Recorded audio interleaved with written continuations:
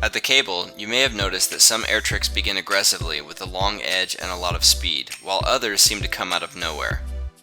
This instructional is designed to help you understand how the different edging methods work and when to use them.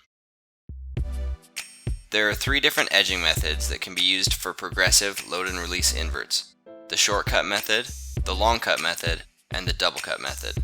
For each of these edging methods, we'll take a quick look at the load portion of the load and release pop on this edging scale.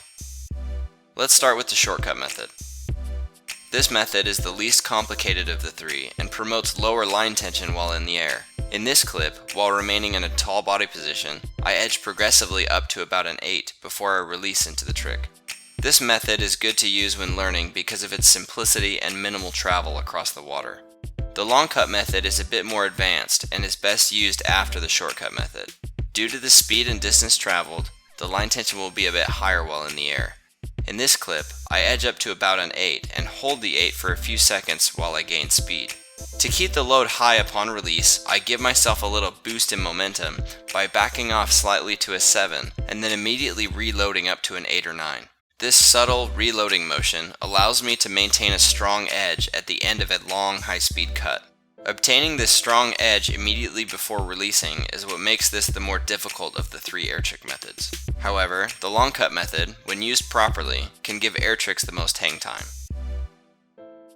The double cut method is best used to help a rider load harder when learning air tricks. This edging method is extremely effective when teaching a rider how to do air tricks to the inside of the cable. This is because without the aid of centrifugal force, generating the load on the line in the middle of the cable towards the inside becomes more challenging. For the double cut method in this clip, I load up to about a 4, release to a 0, and then edge aggressively up to about a 7. This mellower practice load and release sets me up properly for a second, more aggressive load prior to releasing into the trick.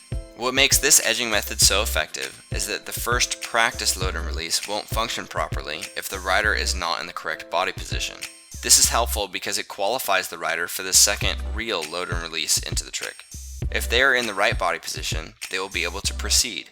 If they are not, then the first load and release won't work correctly, and the rider will be forced to abandon the trick and start over. Once the rider has mastered the double cut method, the other edging methods will become easier to learn. Now that you have a basic understanding of these 3 edging methods, you can apply them to your riding and achieve better results when learning new air tricks.